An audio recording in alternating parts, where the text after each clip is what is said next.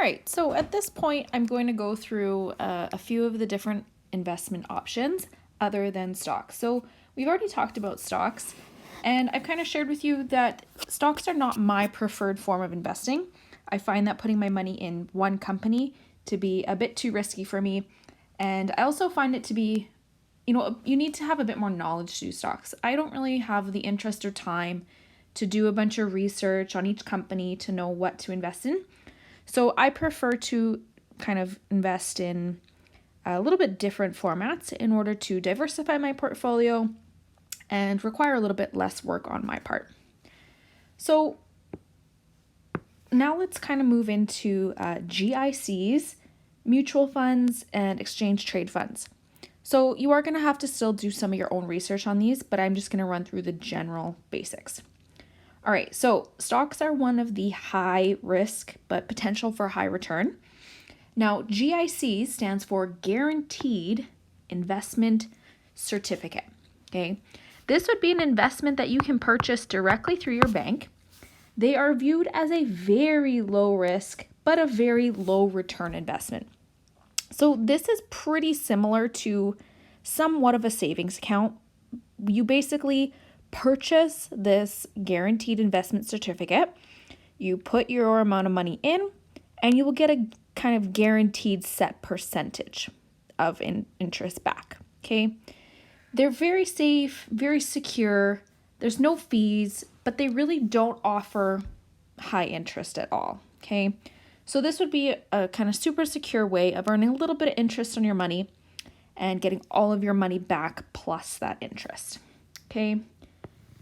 The problem is you may not earn more interest than inflation, and it's just not gonna be a great long-term plan. It shouldn't be your only option for investing. Now, typically you have to lock in your money for a specific amount of time. So with a GIC, you kind of agree to a set amount of time that your money is going to be set in. Oftentimes, the longer you agree for your money to be locked in, the higher percentage the bank might offer you. Still going to be a fairly low amount, but that's kind of the way that they incentivize you to kind of give them a little bit more money up front. Okay, but again, there's really no risk here. You will get all of your initial investment back. You'll get a little bit of interest. So, that's one option. Okay, and it can be purchased easily through your bank. Another form of low risk investment is a bond. Now, a bond is a little bit different because it's really structured as a loan. So we've learned about loans. When you are taking a loan out for a company, you owe that person back the initial principal plus interest. So a bond is really treating you as the kind of loan giver. It's very low risk, but again, low return, roughly between 1.5% to 2% interest. Bonds are typically given through companies, or there can be government bonds. And again, it's going to have a set percentage of interest. Okay, so this is, imagine like you're operating like the bank. You are loaning money to the government, which would be your principal, but they agree to give you back, let's say, a 2% interest rate. So you're pretty well almost guaranteed to get back your initial investment, your initial principal, and in theory, plus generating a little bit of small income in terms of the interest payments. The benefit of the bond is you might actually be able to get regular interest payments and as opposed to waiting to see all of that money at the end. Okay, bonds, they'll have a time span, like a loan agreement term, and after that time, the bond matures and you will get your initial investment back. Okay, bonds are a really good way to help people diversify their portfolio, adding in some low risk investments. Okay, so bonds, again, an advantage is that you have the possibility to receive that income through regular interest payments, but they're going to return fairly low amounts. It is possible for, if you were to get a bond through a company, just like you can default on a loan, that company could default on your bond. So probably better to go with maybe more of a government bond, would be virtually risk-free. Okay, next we have funds. Okay, funds are my favorite form of investing because I find it to be the easiest way to kind of diversify my portfolio without putting in a lot of work.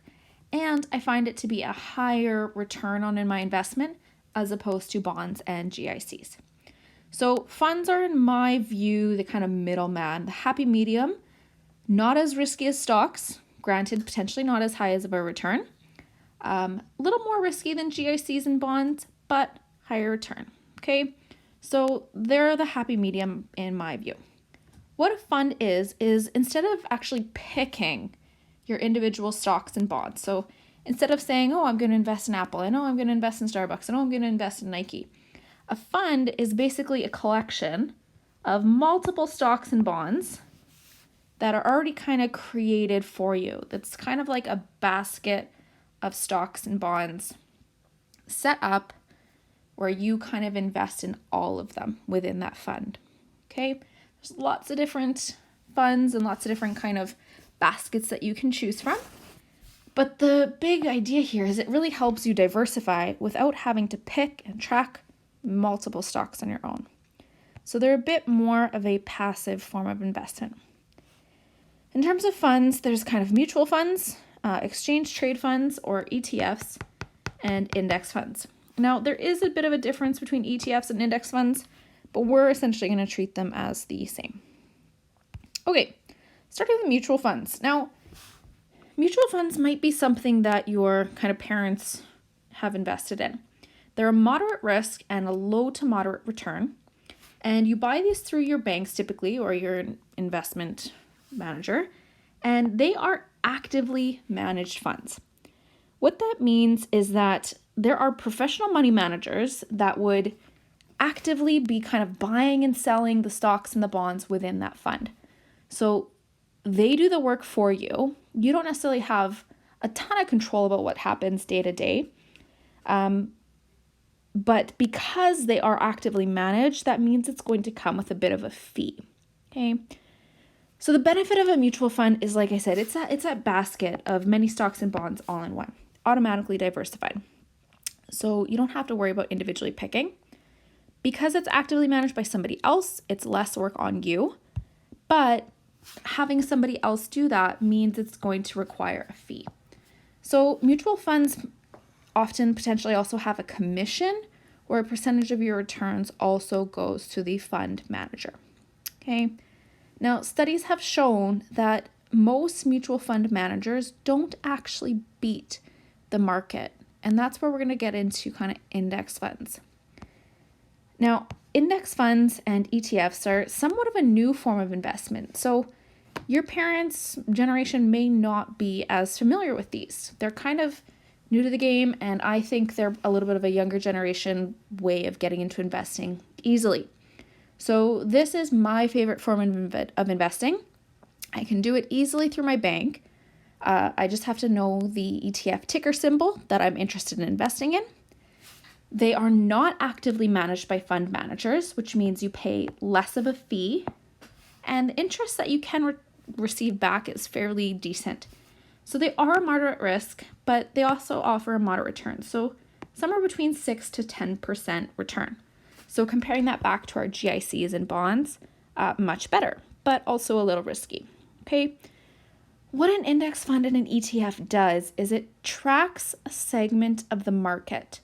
So what that means is you're kind of investing in a large amount of companies. And in general, if the overall economy is increasing, your index fund and your ETF, the stock share in that is going to be increasing. If the economy is dropping, so does your overall investment. So thinking about like it really followed the COVID pattern, right? When we invest in an ETF, we're tracking a large segment of the market. And when the kind of entire economy crashed, that ETF would have kind of gone down as well. All right. Now, the disadvantage of ETFs and index funds is that they're pretty well set portfolios. So with a mutual fund, you can actually have conversations with the fund manager and tell them your preferences about what you want to invest in or what you want to avoid. So you have a little bit more control. So let's say, for example, you wanted to invest in tech and you wanted to invest in environmentally friendly companies and stay out of oil.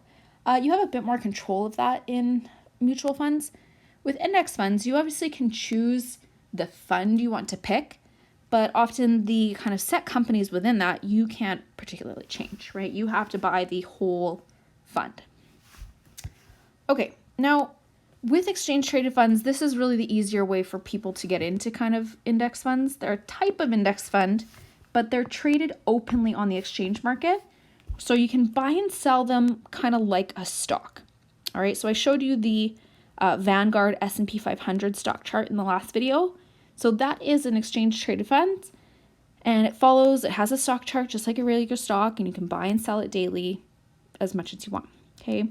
Now, typically when you have an ETF, you're not necessarily paying a fund manager, but often you're going to pay a fee every time you buy and sell.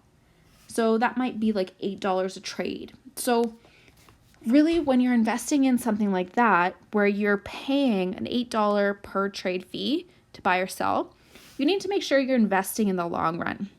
You're not going to want to be doing daily trades because you're going to spend so much money on that trade fee that it won't be worth it. So this is where you really want to put your money in and let it sit for a long time. Okay. Now, again, with any type of investing, don't panic, right?